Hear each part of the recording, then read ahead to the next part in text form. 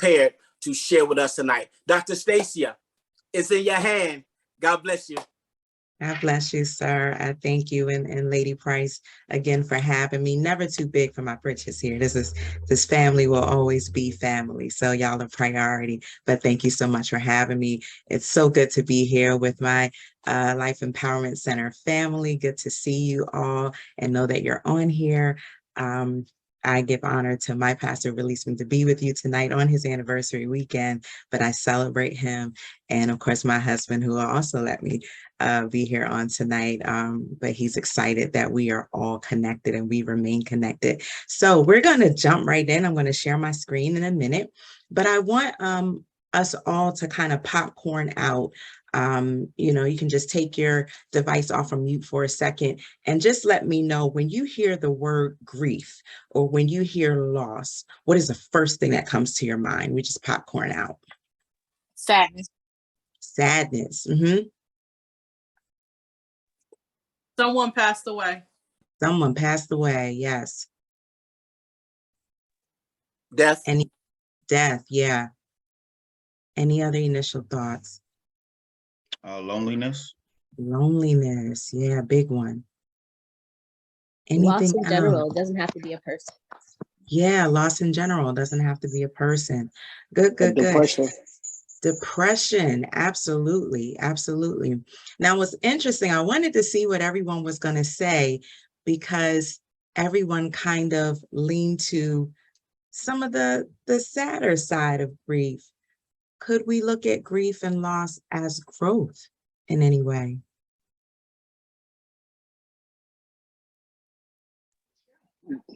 Positive transition. Yes. Absolutely. Yeah. So it's good to kind of see the balance in it, because one of the big things about grief, in order to work through it, you have to find meaning in it. And you have to find a way to integrate it into your life. Okay, so good stuff there. So I'm going to share my screen here. I had to PowerPoint. Can everybody see that? Okay. All right, we're good to go. Let's roll. Okay, so grief recovery, finding meaning in loss. We're gonna, we have a lot to cover tonight in a short amount of time, but I wanted to make sure I give you as much as I can during this time. So we're gonna talk about grief as it pertains to death, and we'll also bring in loss in there as well, because they ride kind of shotgun together. So after tonight, you'll be able to define bereavement, loss, grief, and mourning. You'll be able to identify the different types of losses. You'll be able to develop an understanding of complicated grief and the seasons of grief. And you'll also be able to implement self-care strategies for recovering and healing. One of my favorite quotes about grief, the author is unknown. It says, "Grief never ends, but it changes. It's a passage, not a place to stay. Grief is not a sign of weakness, nor a lack of faith. It is the price of love." And I really want to highlight that last sentence there. It is the price of love. We grieve because we have loved. And I think that's really important, especially for those of us who are in the body of Christ, to know that it's not a sign of weakness, but it is because we have loved someone, or we have loved something, or we have an affection for something. We have an attachment to the very thing that we grieve. So let's look at some definitions here. So we hear all of these definitions and often think they are all the same thing, but they have their differences, right? So bereavement, many of us have, bereavement leave at work. Now, this is a type of grief that involves the death of a loved one. It's the state of the loss. So bereavement is specifically grieving the death of a loved one, but it's a state that we're in.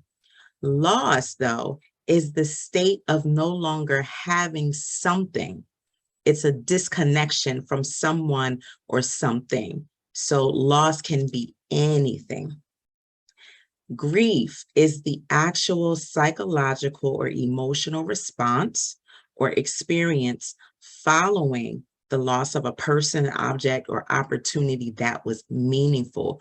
Grief is the inward process, the inward emotions that we feel, the inward thoughts that we experience.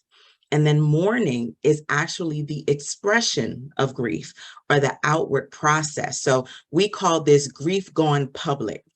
So an example of mourning would be going to the funeral. It would be visiting the gravesite. It would be having a vigil. It would be crying. Okay, those are all expressions of grief. That's grief gone public. So grief is actually the internal experience of the loss, and mourning is the outward expression of the loss.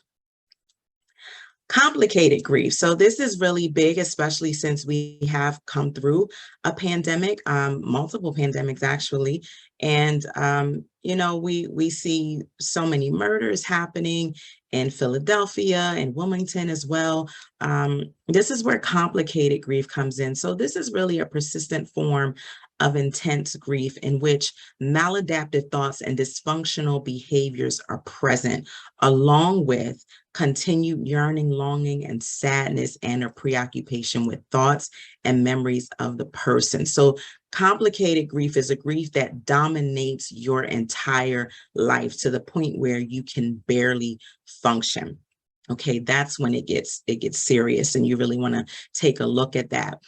Some signs of grief include social withdrawal. Okay, it can look like depression. And I want to make a distinction here between grief and depression, because sometimes people think those two are the same thing or they look the same.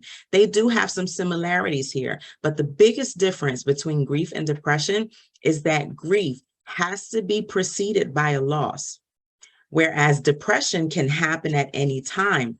But the hallmark of depression is usually a sense of worthlessness, despair, or lack of joy. So even to be depressed, you don't always have to be sad, right? But you can feel numb, but you have to feel like this sense of worthlessness or hopelessness.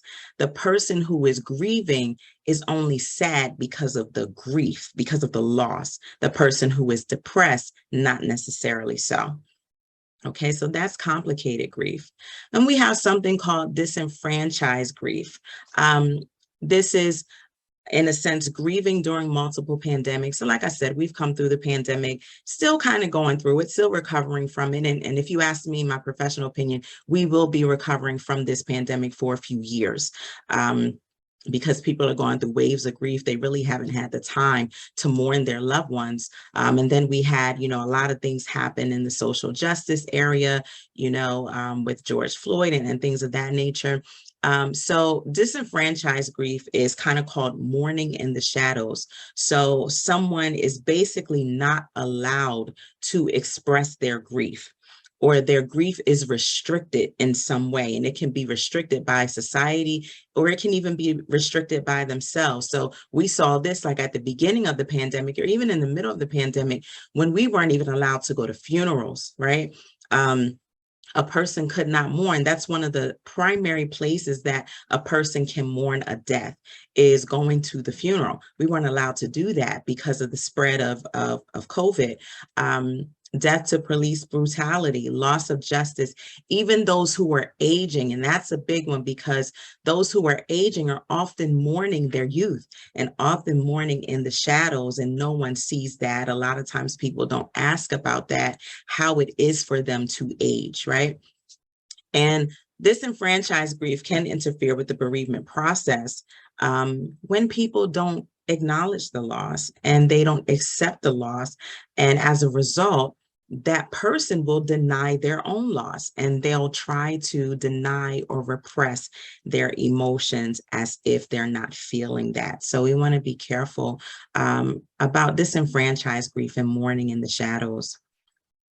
So here's some types of losses. I kind of group losses into about 5 different categories here. So we have the loss of relationships or connection, the loss of normalcy, the loss of health and ability, the loss of livelihood, and the loss of identity, belief, and purpose. So we'll go through each one of these. So the loss of relationships and connection really has to do with death, divorce, relocating, getting a different support community, okay? Loss of normalcy, it's like that loss of predictability, you know, that loss of routine, feeling unsafe, not feeling that freedom, not having a sense of recreation, loss of health and ability. That's when people may acquire an illness. They may lose access to certain services, or they're aging. You know, you find that your knees don't quite work the same way that they used to. That's also a loss of health and ability. Loss of livelihood. We've also seen this a lot during the pandemic. So that could be a loss of a job that, you know, a person had for some time and depended on, loss of finances, even loss of homes. And then lastly, we have loss of identity, belief, and purpose. Oftentimes, this is a loss that people don't talk about. Feeling a loss of the sense of self, like, who am I? What am I here for? What am I designed to do? Losing that faith in whatever, you know, they believe in, losing a sense of hope that things are going to be okay and they can continue on in life. So these are the 5 categories of loss. And I'm sure each of us have experienced definitely at least one of these types of losses. So I want to talk a bit about how grief impacts us biopsychosocial spiritually. Okay, so grief hurts us all through and through. It's not just psychologically, but it hurts us everywhere. And this is what it looks like in the different systems of being human. So biologically, we may lose appetite. We may have an upset stomach. We may have some sleep issues. We may binge eat. It can cause high blood pressure, headaches, chest pain, lack of energy or inertia, neck pain, back pain, sickness.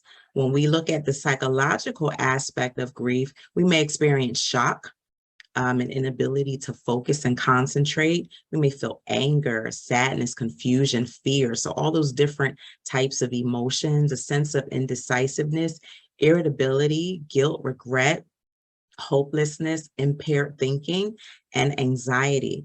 When we look at grief from a social aspect, it impacts us in how we show up in the world, or really how we cope with these psychological issues. So some people, instead of dealing with the actual psychological issues of grief, those emotions, they turn to drugs and alcohol or sexual promiscuity. It can result in isolation. It can result in overworking, aggression, or violence, okay? And then when we go over to the spiritual dimension, grief really does bring us face to face with our mortality, regardless of where we are in life. It makes it real, makes our mortality real for us. Like, wow, this is happening, and this is going to happen to me, you know, at some point. So when it comes to the spiritual dimension, there's a loss of life. There can be a loss of life. Loss of life meaning, a loss of life purpose, feeling a loss of identity, and even abandonment, especially depending on the type of relationship that you had when you lost the person, betrayal, unbelief, doubt, loss of spiritual vitality. Like, what's the point in even continuing my walk with God when I've lost, you know, this person, or I've lost this thing? So this is how grief impacts our major systems as human beings. Journeying through the seasons of grief. So I'm going to take you on a bit of a journey. Many of you, probably all of you, have heard and understood grief as stages. And we hear about the stages of grief, like the 5 stages of grief. You go through these 5 stages of grief: anger, you know, depression, denial, all those stages. And I tend not to take that perspective, even though that perspective does definitely have some truth to it, because you do go through all of those emotions during grief. But those stages can be seen as linear sometimes and not as cyclical. And grief is more of a cyclical process. And that's why I love the seasons, because the stages of grief, believe it or not, were actually not created for people going through grief. They were initially created for people who were ill and dying. they found that the people who were actually ill were going through those stages of like anger and depression and denial, not the people who lost them. So over time, those stages were adapted to people who were experiencing the loss of a loved one. So like I said, I tend to ascribe to the seasons of grief. So I like to look at grief through the 4 seasons that we literally experience: fall, winter, spring, and summer. So we're going to walk through those seasons and kind of translate what those actual natural seasons mean for each season of grief. So when we look at autumn, we usually see shorter days happening in autumn, longer nights, cooler temperatures, kind of like we're experiencing now, right? We've switched over to autumn, changing color of leaves and the brilliant color progressing. And then there's a letting go and a falling to the ground. So there's like a death happening. So how can these signs of autumn remind you of the beginning of your grief? So we can say autumn is like the beginning season of the grief. So during the beginning season of your grief, you're experiencing shock and loss. You know, you're experiencing what is now gone. It's not here anymore. It was once vibrant. It was once warm. It was once green, and now it's changed to darkness and lifelessness. We cling to what was, and we hold on to the person that has died, or we hold on to the thing that we've lost. And then there's also some difficulty letting go, because again, we're in the shock of our loss. So then we start to question, well, what does the future hold for me now that this person is gone? So here are some things that you can do to move through the autumn or the beginning of your grief. One is trust in the process. Grief will change. It will change. And it usually becomes easier. Didn't say it ends or it's over. It changes and it becomes a little easier.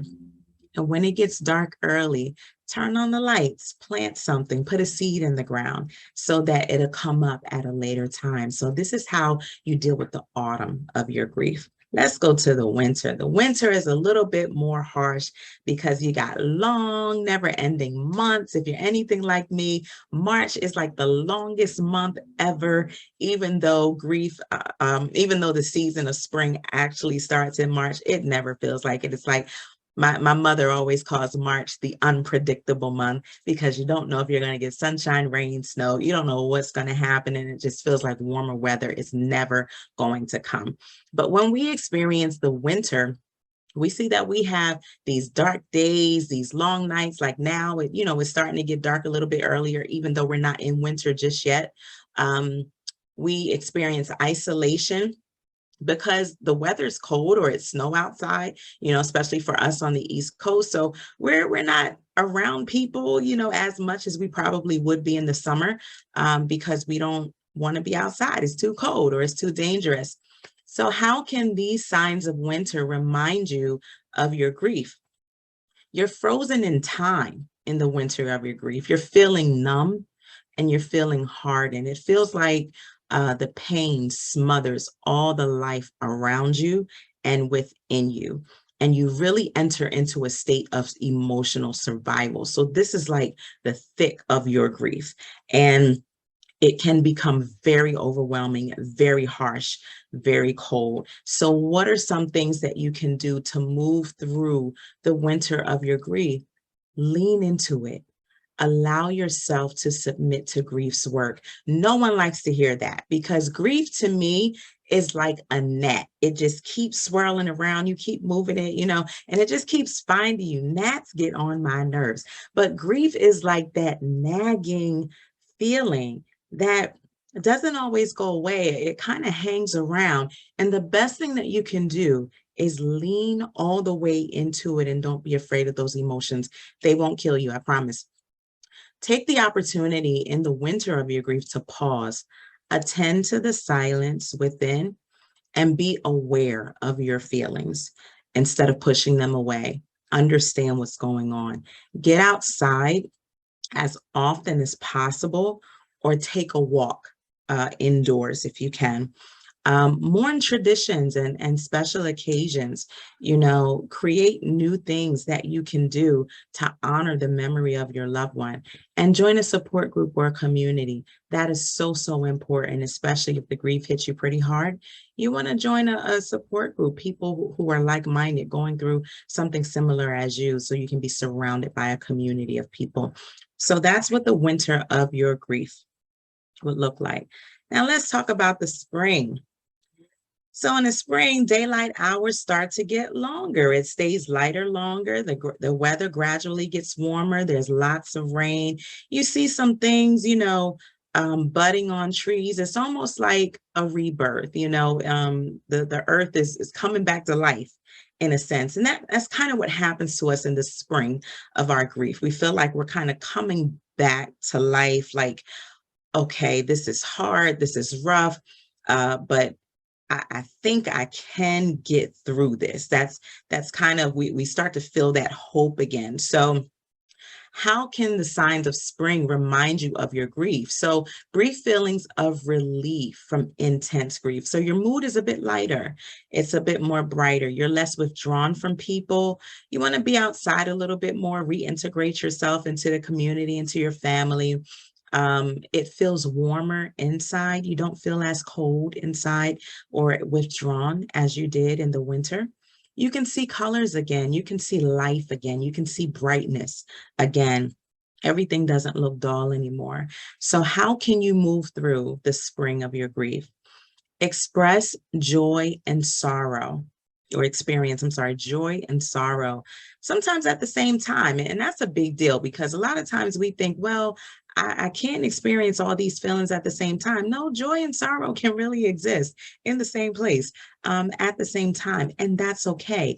Let your feelings evolve naturally. Become more involved in life. So get yourself active again. Connect more emotionally, get more physical, experiment with new activities, groups, travel, if you're able to. Know that you absolutely will survive your grief. This is where the hope really comes in. Like, wow, I think I can really keep living. I think I can move forward. And you can also create a living memorial to your loved one, or whomever that you experience the loss with. And then finally, we come to the season of summer. So again, we have these long days of light, of vibrancy, and shorter nights. You're outside more, you see mature plants, everything is green outside, ripe fruits and vegetables, flowers are in bloom, the sun is out all the time. Summer is just amazing. It's hot, it's great, right? But how does this remind you of the season of your grief? So what's interesting about summer, though, if you're not careful, you can get some sunburns and bug bites. And what does that mean? You may still need some protection from the burn or the sting of your loss. So that doesn't mean that the loss or the sting of the loss is completely gone. That means it comes back, sometimes, maybe anniversary time, and you may have been fine the rest of the year or for a few months. And then it's like you got a bug bite, or a bee stung you. Same thing with grief here. You experience a respite in a way from the reality of grief, feeling like you can conquer whatever will come your way. You start to experience more feelings of joy and hope for the future. You're maturing and harvesting the inner work that you have accomplished. So here you have found meaning in the grief, no matter how small, even if the meaning is, wow, I found out I can survive something really hard. That's meaning. So that's a result of inner work that you have done during the time of grief. So some things that you can do to move through the season of your grief: share your experience of grief with someone else who's going through it. I believe that we don't just go through things in isolation. We go through things so that we can help each other get through things. Recognize and celebrate small victories. Small wins equal big wins all day. So recognize when you get through a tough time, pat yourself on the back for that. Know the waves of grief will pass. I liken grief to an ocean. If any of I'm such a beach person, like I love going to the beach. And one of the things I realized is if you sit on the shore, the waves can come in pretty viciously. And even if you stand up, you know, they can come up pretty high as you're on the shore.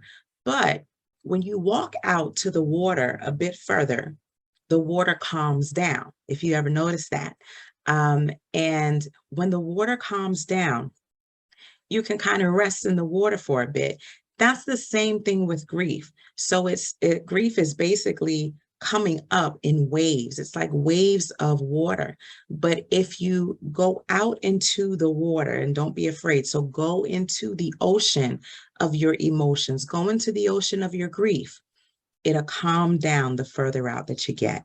Okay, so know those waves of grief will pass, and accept the reality of the death or the loss, and be thankful for all the experiences shared, which is the major task of grief. Notice I said accept the reality, not approve the reality. Two different things. So just acknowledging this is the reality now. This is my reality. And let me see how I can be grateful for all that happened with this thing, or be grateful for all that I shared with this person over the course of my life. So I can't talk about grief and not talk about some biblical profiles of grief. So we think, and this is so important that we understand this, because usually as a body of Christ, it's like, oh, you know, you'll just get over it. You know, you got to be strong. Well, we see here what happened with not just one man, but the God that we serve also, how they lost, how they experienced grief and mourning, and how they recovered. So let's take a look at Job. So we know the story of Job. Job lost property, children, livestock, servants. He lost his health. He lost everything. You talk about the picture of grief, the classic picture of grief, that's Job right there. So grief and mourning, how did he grieve and how did he express that grief? He cursed the day he was born. We saw stress. We saw bewilderment. He even tore his clothing. That's how he mourned. And when he recovered, he was able to worship. He was talking, he was restored double, and he received a new designation. Okay, let's take a look at Jesus. His loss was separation from the Father. So you talk about feeling abandonment. You know, he even said on the cross, you know, calling on his Father, why have you forsaken me? So he felt a sense of abandonment, a sense of loss. He also lost status. He came down from glory and got into this flesh. That's a loss of status. He lost innocence because he put on flesh. He lost friends. He lost dignity and honor. He was stripped to his bare nakedness on the cross. Now, that's humiliating loss. So how was his grief expressed? How did he mourn? His sweat turned into blood. He had emotional stress. He was dehydrated. He was totally exhausted. Now, if the Son of Man experienced this, and we say, be strong, and we can't grieve, that's not in alignment with what our God experienced when he was fully human and fully divine at the same time. However, when he recovered, he was in a place of prayer. He was restored then to his position in glory at the right hand of the Father. He was restored. He restored relationships. So not just relationships with his disciples, but he reconciled an entire world back to God.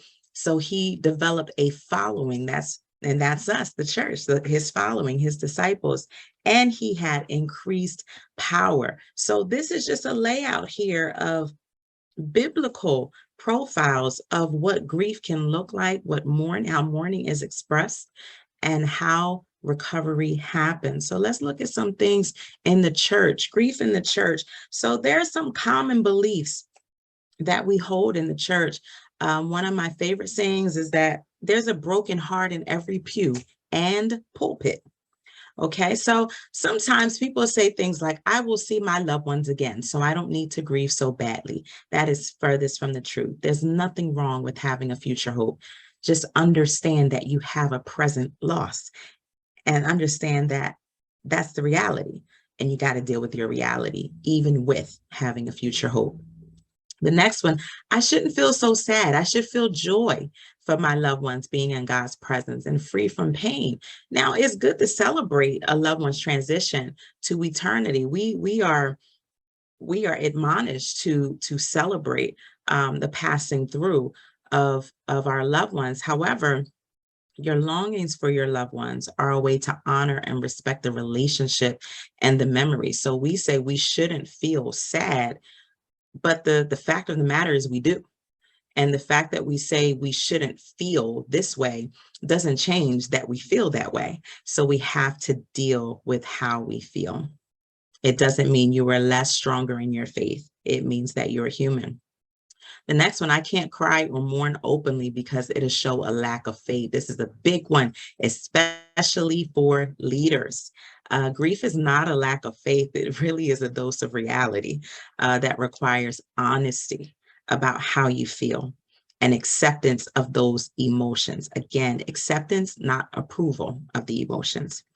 Okay, and then the last one, I have to be strong because I have an entire church depending on me.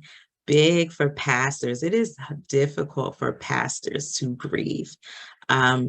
So it's important that leaders, when they lose someone significantly close to them, or they lose something, that they ask for help and delegate. One of the most honorable things that a leader can do is ask for help and to delegate responsibility. So gather your team, assess and evaluate losses and the impact, as well as plan for the future.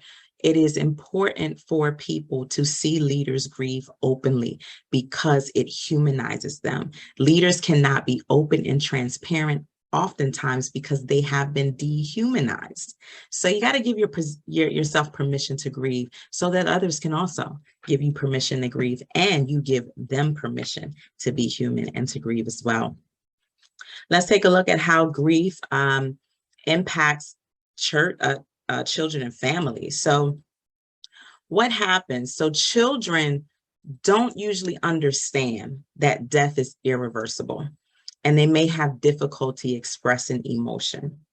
Children don't have that vocabulary yet. They don't have that understanding. All they know is what they feel. So one thing that you can do is be honest about the death with them and how they understand death at their stage of development. So it's okay to talk to your children about death and how they understand it.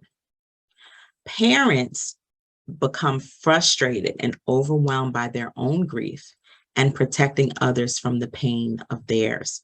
So if you are a parent and you're grieving anything, you may feel overwhelmed because you don't know how to grieve your own stuff, or you need time to grieve your own stuff. Oftentimes you're thrust back in the role of being a parent and being responsible for everyone else and protecting everyone else, that you don't have time to grieve.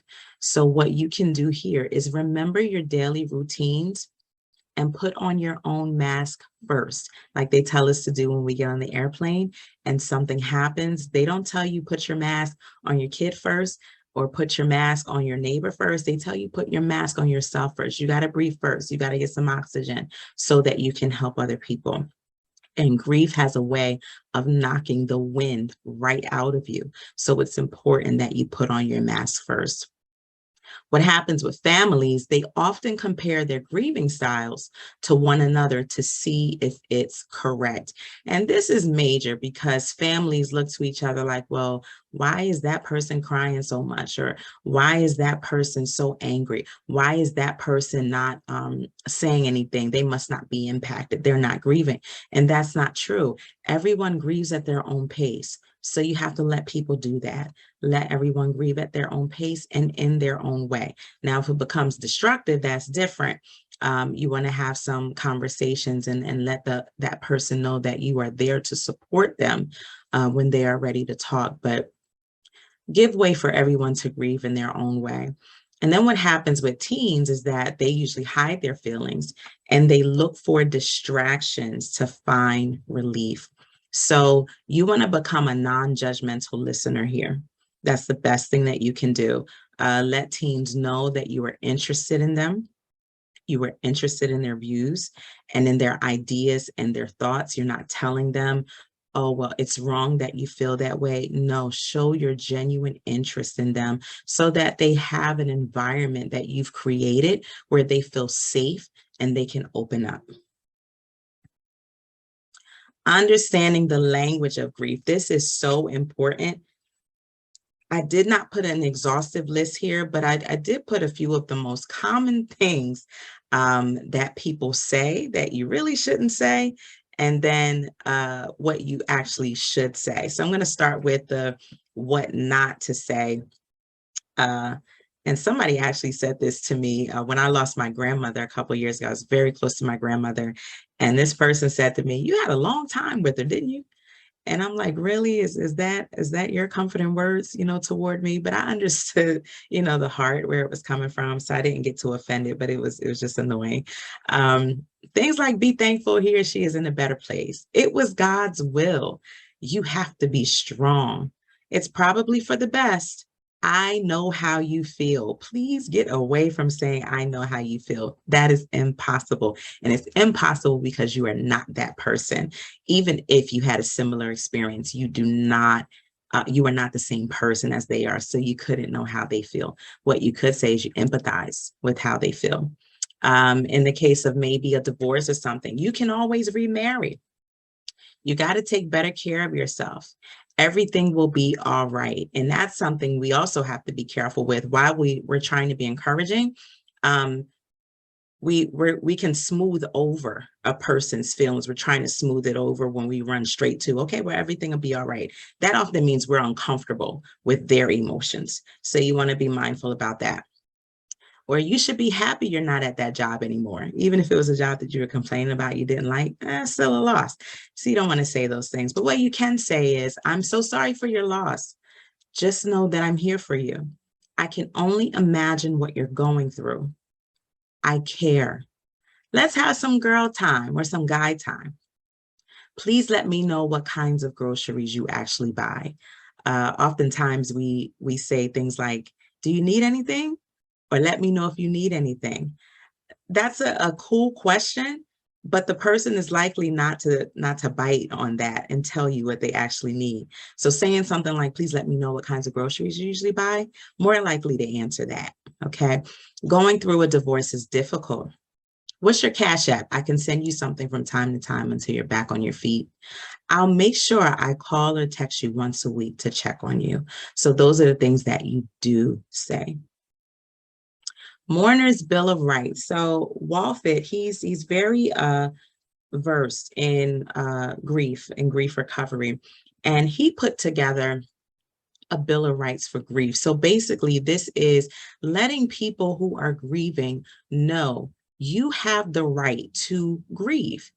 And these are your rights, basically. And don't let anyone tell you that you don't have these rights. So he says you have the right to experience your own unique grief. You have the right to talk about your grief. You have the right to feel a multitude of emotions.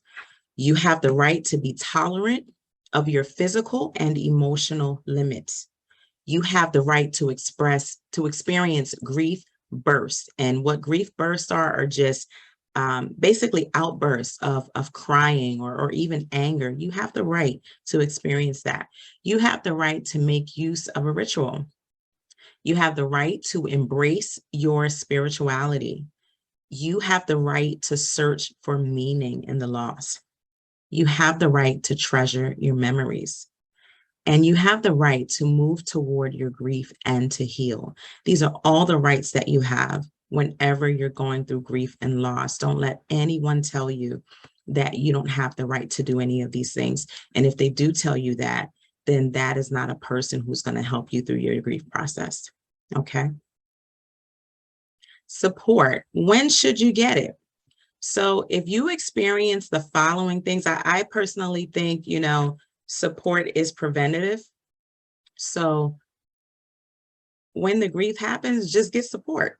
However, if you do not, and you notice that you just can't seem to get yourself quite together, if you notice these signs, then you definitely should get some support. So if you notice deteriorating physical health, like illness, you're having a whole lot of pain, grief can manifest itself somatically, so through pain, you want to get some help. If you find that you're having difficulty connecting to others for brief periods of time, and that could be for a number of reasons, you want to get some help.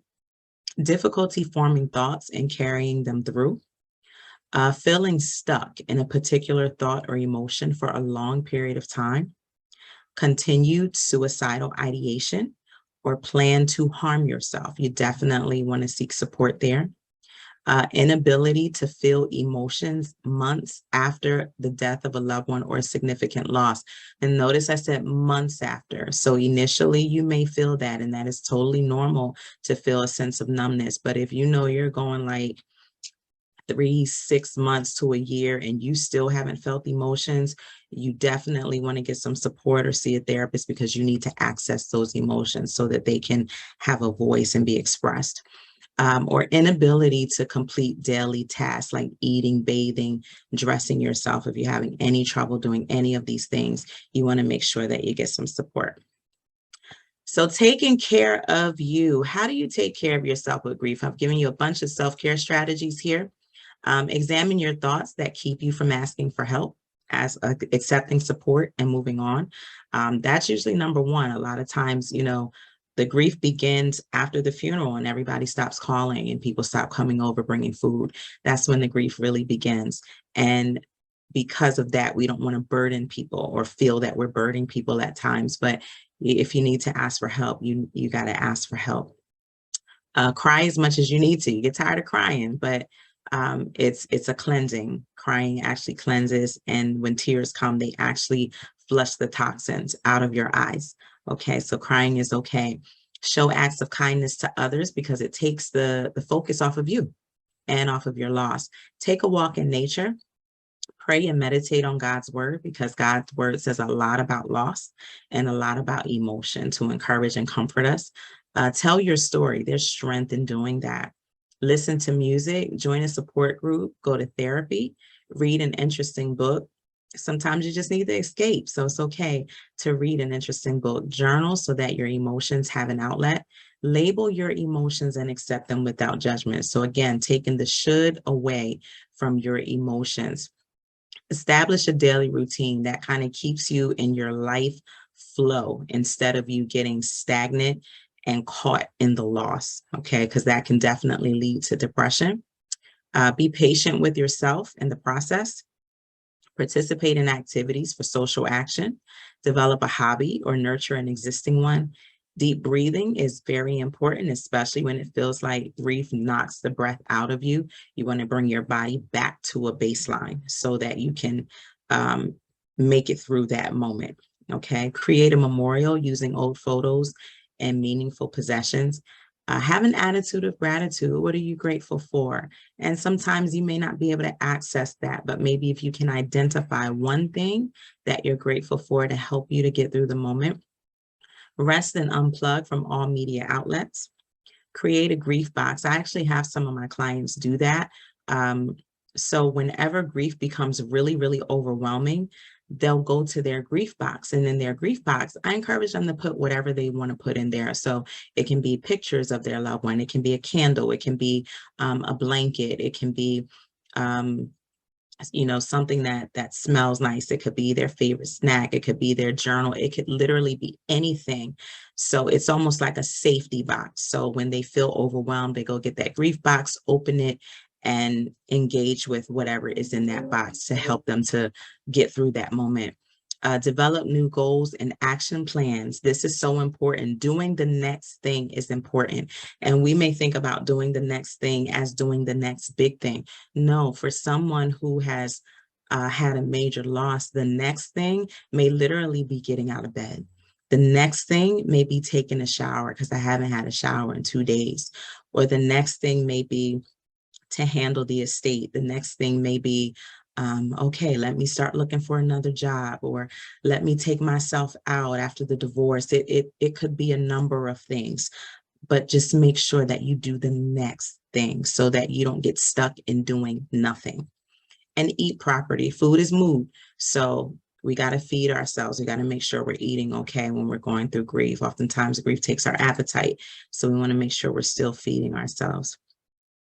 And what does healing look like? So here I have for you the tier model of grief, because I want you to, we talk about grief all the time and the sadness of grief and, you know, just dealing with grief on a daily basis, but we don't always talk about what it looks like when I'm healing. Like, what does that look like? What is the, what does it feel like? And I wanted to list that for you. So, let's look at the tier model of grief first. There is a task of grief, okay? And it's outlined in this acronym TEAR. So tears, you know, with grief and loss, we generally think crying. So the TEAR acronym actually expresses how we go through the task. So the first one is T. The task of grief is to accept, again, not approve, accept the reality of the loss. E, experience the pain of the loss. You have to experience the pain. There is no going around that. A, adjust to the new environment without the lost person or the lost thing. So you got to kind of reinvent your life or that area of your life in some way and yourself in some way. And R, reinvest in the new reality. So healing looks like, I'm going to choose to live after this death or after this loss. You're able to go there. So go there means I'm able to ride by the old house. I'm able to go to the cemetery. I'm able to think about when I lost the job and how I felt. I'm able to go to that moment and not completely feel like I'm losing it. I can go there with courage and get through it. The pain of your loss softens. You were able to find meaning. You were able to create and embrace a new normal. You're able to cultivate gratitude, and you're able to have a deeper relationship with God. So the ultimate task, if we were to put grieving into one sentence, the ultimate task of grief is not to get over it.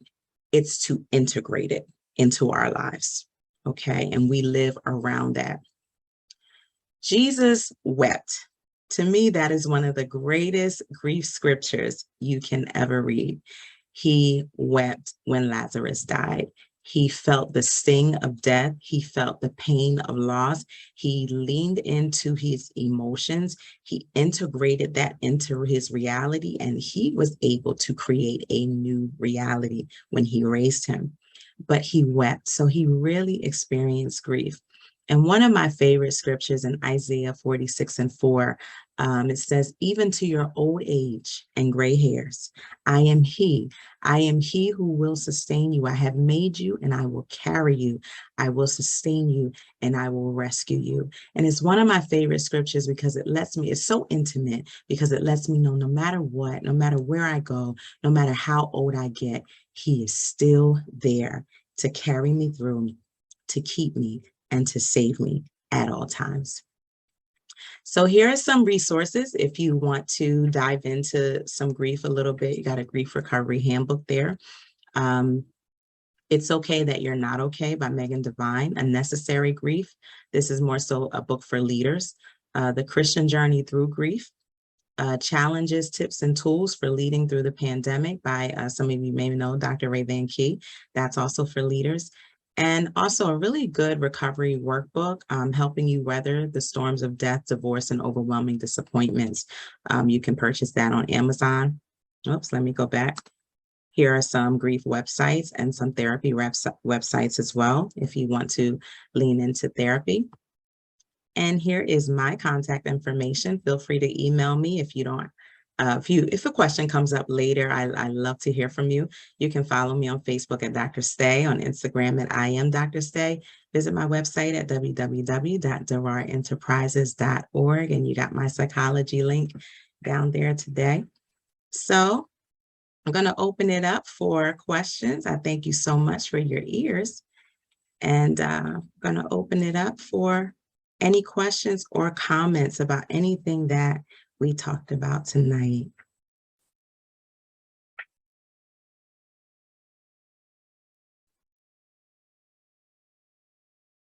Or what stuck out for you? What resonated with you?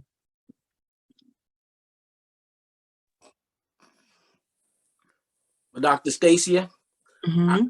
I don't know what it is with people that they feel kind of shy. They don't want to be the first. They want to be, I guess they don't want to be the first one. Most of them are not on camera, so all you got to do is just start talking. Okay, so Lady Sherry said they don't want to be the first to ask. Yeah. I'm gonna ask. I have a lot of questions, but I'm gonna try to keep it down because as a leader, we do need to. I just believe that this should be a course that is given for it, not just leaders, to be able to help assist families, co-workers, where you may be known and respected as how to help people grieve through losses. Because sometimes, especially the slide you had with what not to say. Oh man, that's we hear people saying that all the time. Yeah. My wife went through the process. We know, one of the most common questions we now ask is, how can we be of assistance to you? Yeah. They always will answer, you can keep praying with me, or you know what, we may need this and that. They just appreciate you say, how can I help you? How can Absolutely. we help? It shows, as you stated, it extends yourself to them without, I don't even say anymore. Oh yeah, you're gonna be all right. Cause I grew up in apostolic Pentecostal. You're gonna be all right. I made that error. You be strong. God is in God's hand. God did what's best. He did what was best. And it comes from a good place, Yeah, it does come from a good place, but it's that. So I want to say from a positive thing, because this is when my wife do as well. When a person have suffered a loss of a loved one, when you reach out to that person on the day of that loss just to check in with them, does it trigger the emotion that may hinder their healing, or does it send that message that they know you're there supporting them just to check in with them on that day, because that day, they may already have emotions? What would be your suggestion to that? I think that's a really good question. You really don't know how it will impact the person, because the person may trigger, or they may be able to embrace it. But what I have found is that it just shows that you care. I found to keep your words short and let the person know, listen, I found out about, the loss. Just want you to know I love you. I'm here and I'm thinking about you. I know it's a lot going on. If you want to talk, we can talk now if you want to. If not, I'll check on you in a few more days. Yeah, because we've gone through that previous couple of weeks, and I would send people text message, hey, what's up, man? I'm in on you.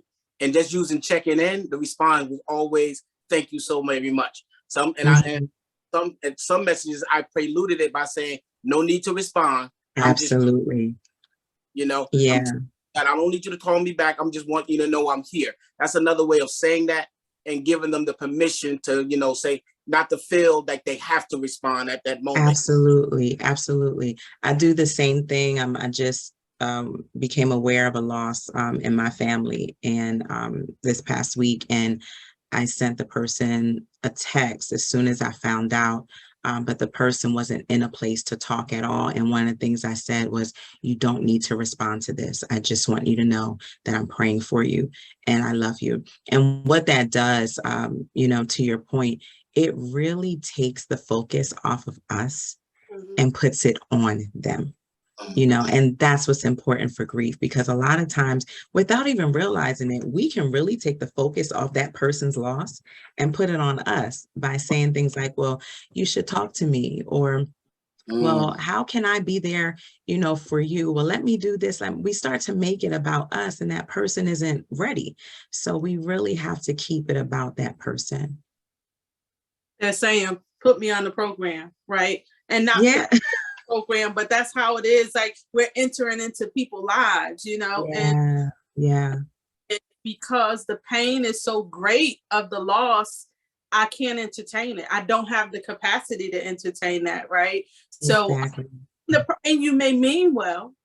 You go with, great expectation. Well, I shouldn't say expectations, but you lean into that in a meaningful way, should I say, but it's not helpful. I mean, I know we're talking about, and I'm sure this is another lesson for another day. And I know we're talking about the loss of things, but how about, because I had this conversation just recently tonight, so it's something that I'm personally experiencing, but even the loss of what you've known your culture to be all your life. And now as an adult, right? As an adult, you come into the knowledge of it was more harmful than good.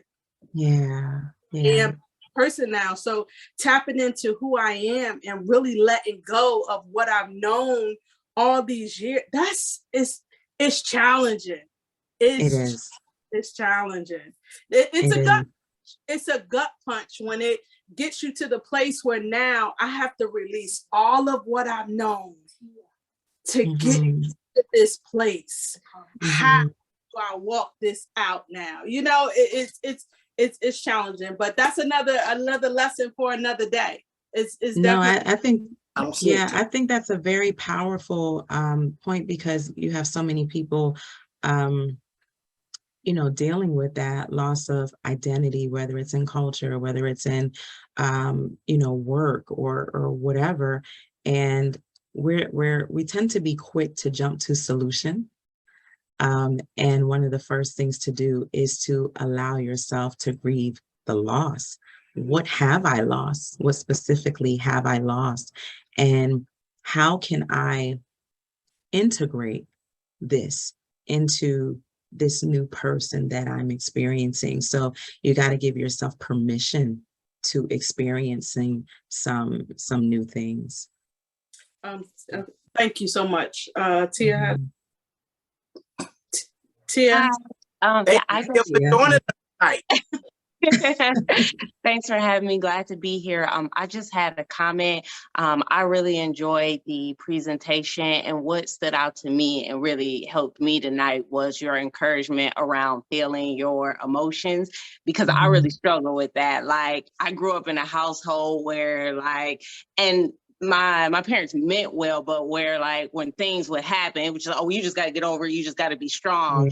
And I tend to try to deal with things like that now. So when things happen, I find myself just suppressing my feelings. And then months later, it just hits me. So it was really encouraging, and it blessed me to hear you say no, feel those emotions and process it.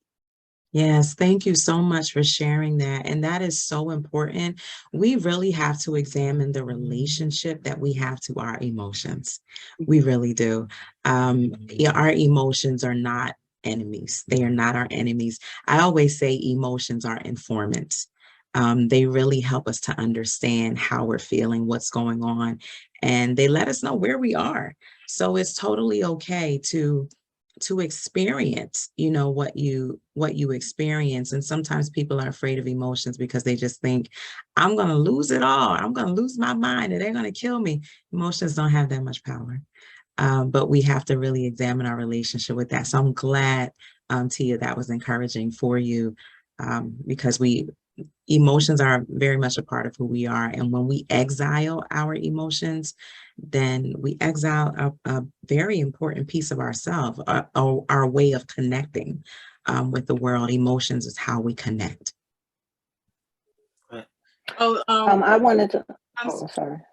I'm sorry, Dr. Stacia, someone wrote comments, and I thought it was important that we actually share it, saying, I recently lost my brother in July. I still get the calls and texts. That means so much, and it always seemed to come on time. Beautiful, beautiful. I'm so sorry for your loss. That's very recent, but I'm glad that you are definitely still getting that support, through the calls and the text messages. Make sure that you're taking care of yourself too. Hey, I got to add a quick question for you. Hey. Yes, sir. So how long, if you're dealing with grief, how long is a reasonable amount of time to deal with that grief before you seek professional help? Like, say, suffering a loss of, let's say, a divorce, right? So you suffered a divorce. So how long do you deal with that internally before you say to yourself, okay, I've been dealing with this for a while, I probably should go get some help? Good question. That's a very popular question as well.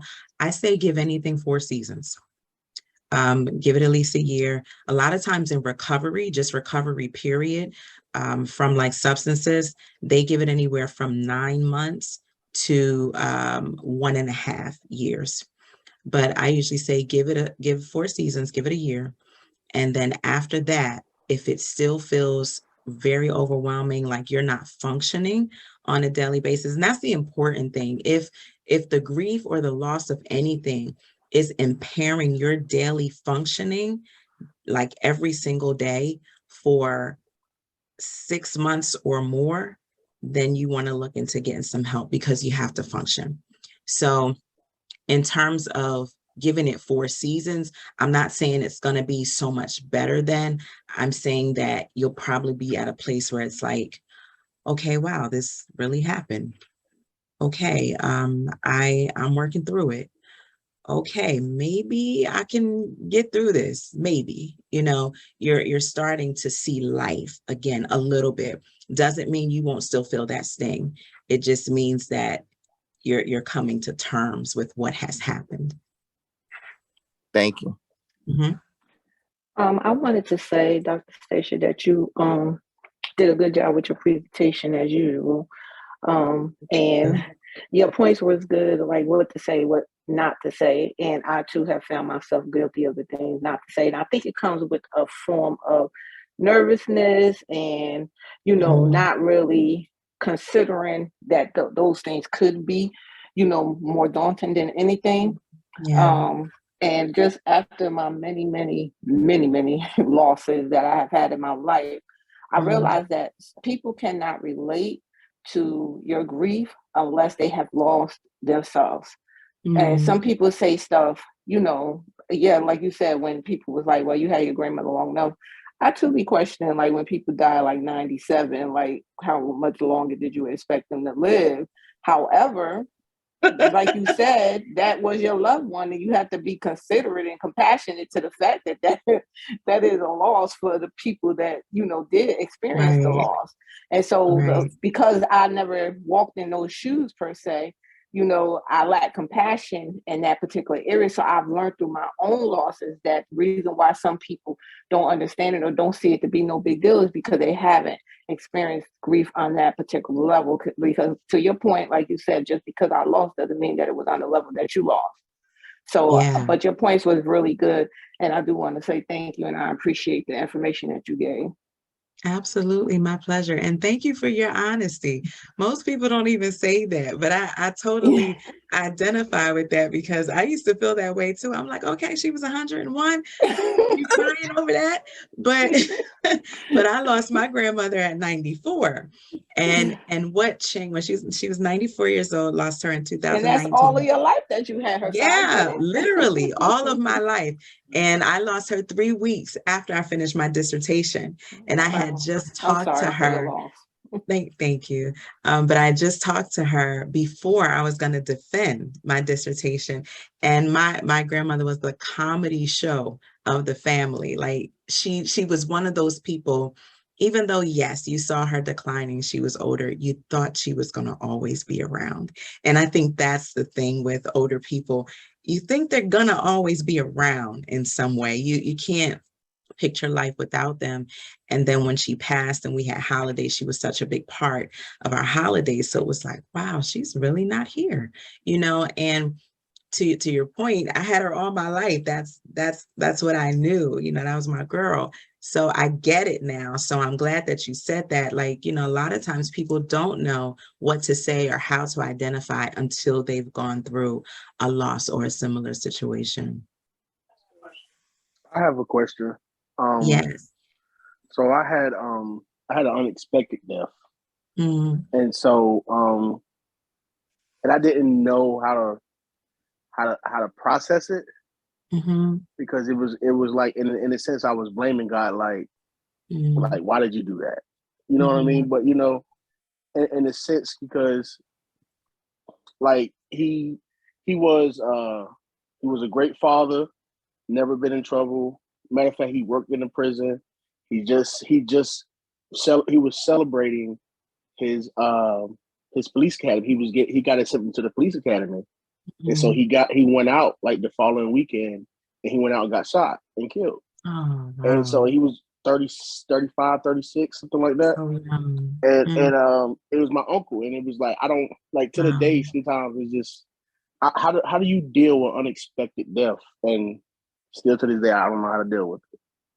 Yeah, I think it's the same as it's so kind of like what you're talking about is like complicated grief in a way, you know, because the way that we deal with grief, there's a lot of factors that go into that.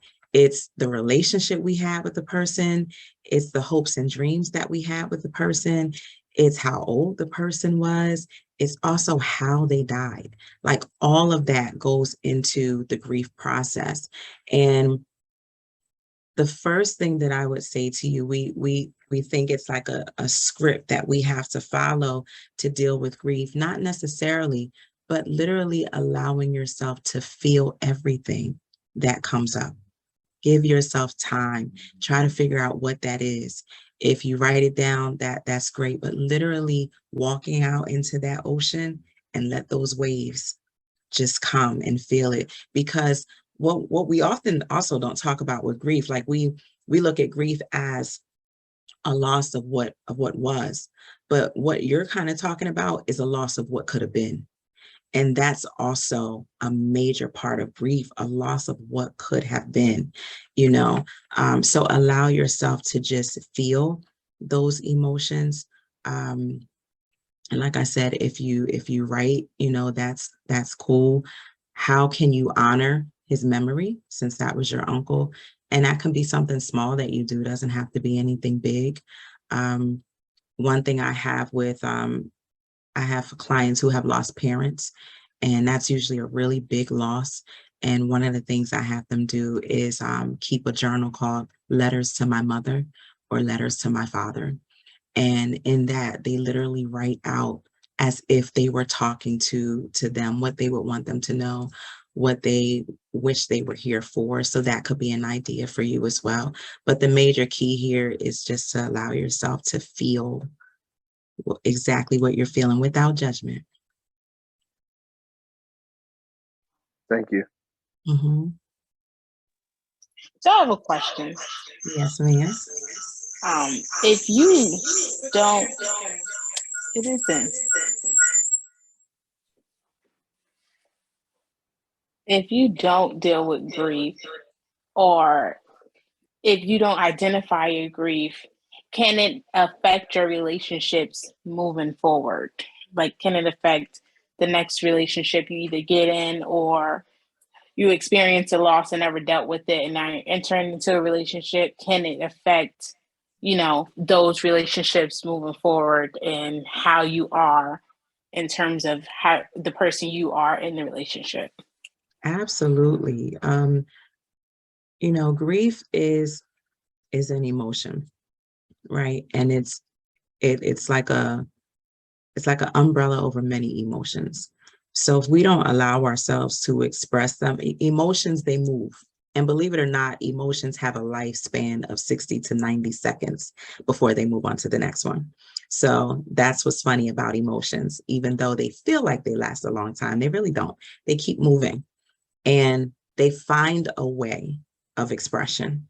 So we can suppress all day long, but it's a guarantee that because they move, they're going to find a way to come out. That could be you snapping on someone. That can be you drinking. They come out in a bottle. They come out in weed. They come out through sex. They come out in gambling. They come out in shopping. Whenever they're not expressed, they come out in maladaptive behaviors. And what can also happen, kind of like the opposite. So instead of getting into a relationship and maybe expressing some negative emotions, what could happen is a person can withdraw their attachment from someone else because they are afraid of the price of love, which is grief.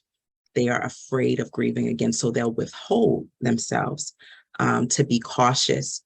so that they don't have to go through that again. Good questions. Good questions. Dr. Stacia, I want you to elaborate a little bit more also too. When you talked about put on your mask first, and for me sometimes it can be, I feel people will misconstrue that statement, even though you gave the analogy of putting on the mask in a plane. That was for oxygen so you can breathe. Yes. People might think it means put on the mask and be tough. No. Show them toughness. And which ties into the point you used it about leaders, that leaders say, I have to be strong for the people. How about the people in families that are leaders in families, that they say, I have to be strong for the family. The family is dependent upon me. And they use that concept, I got to put on this mask. What would we say to them to allow them to know that that's not exactly what you mean? You're talking about get the oxygen, go through those emotions. If you can elaborate on that some more, that would be great. Yeah. So doesn't mean, masquerade, doesn't mean hide, doesn't mean pretend that you're okay. It literally means support yourself in this moment before you can help someone else. Now, one thing that I have seen, especially with leaders who are either helping, well, I'll put it this way, leaders who are within maybe a family that experienced a loss, and the loss also impacts that leader. One thing that I have seen over the years is there is a mindset to take care of business first, and then the grieving comes. Now, I don't necessarily think there's anything wrong with that, because you have to get into a mindset to take care of the arrangements. You can't be falling all over the place. You got to get yourself together. You can't be falling all over the table, at the funeral home. That's not going to work out for anybody. So at some point, you got to get yourself together so you can handle the business.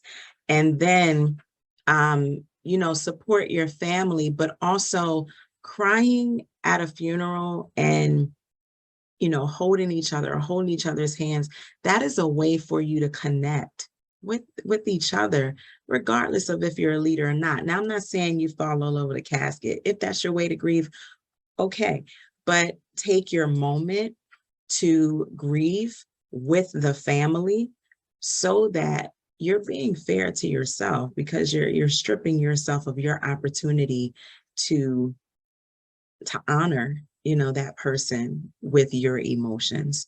So I would say, I think there is a time to compartmentalize, to take care of business, but then you also want to show I'm human too. It's okay for me to cry, and it's okay to see me cry. I see a question here. How do you grieve when you're not a crier or emotional? Okay, so good question. So I want to kind of challenge that thought a bit. We're all emotional. We are all emotional beings. How we express emotion is what's different, but we have all been wired with emotions. No one is not emotional. Even if you're unemotional, you are emotional. That's a way that you are expressing your emotions, numbness or suppression. I would say lean into, what do you feel about the loss? And if you are feeling numb and not really feeling emotion at all, is that a typical way that you deal with loss? Is that a typical way that you deal with situations in your life where you don't process emotion? I would also say, what are some of the emotions that you are connected to? And tap in there, explore the relationship of the loss, or explore if it was a job that you lost or whatever, explore what happened there. Because oftentimes what I hear, and put my therapist hat on now, what I hear in that statement is there is a protection that is happening. There's a self-protection that is happening there for whatever reason. And you want to be mindful of, okay, why am I trying to protect myself in this moment? What is it that I'm trying to shield myself from? I have one more question. Mm-hmm. How do you support someone that you see is grieving or have grief, and it's been a long time, and like they don't deal with the grief? Like, how can you support them and help them to properly grieve if they choose not to like touch it, and you see that it's affecting them in an unhealthy way? Yeah. Is that person a talker? Yes. Okay. So using the strengths there, you can talk to the person, check in with them, see how they're doing with it. Because if you notice sometimes, you know, once the funeral is over and a lot of the phone calls and text messages stop, and the visits stop, one thing that happens is people are no longer asked how they're doing. It can be 6 months later and it's like, oh, I forgot your mom passed. Like, nobody asks those questions anymore. So it's important to keep asking the questions. I don't know how much contact you have with this person in particular, but even if you do like a once a month check-in, you know, how you doing? How have things been going? I want to let you know I'm here for you. I haven't heard you talk about, you know, such and such in a little while. So I just wanted to check in and see how that situation was going for you. If you feel that the person may need therapy, you know, letting them know, listen, I've noticed this is going on, and what do you think about talking to somebody or getting it out? You can also connect them to other supports, you know, taking them out, you know, just because sometimes when people get stuck in their grief, they really get stuck in life and they stop doing the things that were once enjoyable to them. So reminding them that the things that they can do, the things that they have access to. So yeah, those are the things that I would say. Thank you. You're welcome. I love it. Y'all are drilling me tonight. I love it. Come on now. I love it. I said it was definitely a good topic. It was something that we all can learn from. It was something that we all can benefit from. And I believe the timing of it was in a good timing. Here's one for you, Dr. Stacia. Mm-hmm. What would you suggest? And it's probably gonna go along the lines of what my daughter was saying, because I had to, you know, my mom has experienced several losses. When I first initially started pastoring, within the first year, we lost my grandmother, which was her mom. And I remember asking God, Lord, I'm my mother's pastor now, and she's coming to me, and I'm going, okay, she's down and she's trying to do laundry. And I said exactly what you said. I said, Mom, there's no period how long you could cry. Just cry.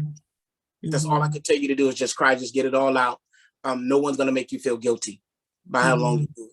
So I want to lead into the segue of how do we as individuals that may be a support to people not continue to be sensitive when they want to share about their loss. Because most times what people will do when someone starts sharing about a loss is go, oh, they're talking about this again. Man, I got to hear this again. And that the expression on your face or your body language gives it off to them as though they're going to feel guilty that I'm still grieving it. Exactly. Like my wife just said, your body language or your thought process, like, okay, get over it by now. And they want, like they're saying, it's just fresh as just like as yesterday, and I appreciate the 4 seasons you talked about, but how will you help us, those that are on the line, as we're, being strengthened in this time? Give us something that will help us be sensitive to someone that may still be grieving, and it may be 6 years, not 6 years, but maybe 6 months from now. I think, it was Stephanie. I think it was Stephanie who brought up something, very powerful with being able to identify with someone who has lost someone. You're able to more identify when you've had a similar loss. And I think that's one thing. But the thing that is ringing so loudly here is we have to learn how to have empathy. And empathy is not just about us putting ourselves in someone else's shoes. And we often say that's what empathy is. Empathy is really about you you connecting with someone else's experience while you stay in your own shoes. So extending your ear, extending your heart, extending compassion. What would you need if that were you? You know, and I think too, you know, when you say something like, oh, it's been 6 years, I don't know, you know, like how often they would talk about it, but, you know, giving them the time to hear it. And I've also found, especially when it's been that long that they've been grieving, that you throw something funny in there about the person and it makes the situation lighter. I wouldn't say that earlier in the game because they may feel that you're invalidating their feelings. But in that moment, being empathetic to that person, so standing in your shoes and connecting to their experience. So that means questioning your own emotions. Why are you feeling irritated? Why are you agitated? Why are you feeling impatient in this moment? So asking yourself that question, what is causing that in you? And then empathizing with that person, and then creating a memory or an honor in that moment. Wow, what's something that we can talk about that person that honors their memory? And it usually helps them to guide through that moment.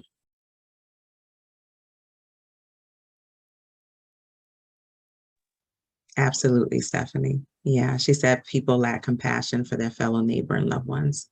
Absolutely. Well, Dr. Stacia, it's been a pleasure. I was gonna throw you a curveball and mess it all up for you. I was gonna give you a real toughie, but I'm gonna let you slide and go back into the dugout for a while. You can if you want. There's a whole nother level of how about if you had a person that had the experience. This happens in families. Mm-hmm. One person was treated really good, another person wasn't. So the grieving is different. Yeah. So now you want to talk about this experience, but the other person didn't have that experience and is going to be real conflictual, and that person won't be able to show compassion about a loss because they don't view the loss the same way. You follow what I'm saying? So how do that now no longer be confrontational, but how does that person grieve that did not have this ha-ha moment, this enjoyable moment with someone within the family that other people may be seeming to celebrate when they never had that experience of behavior towards them? How does the person deal with that?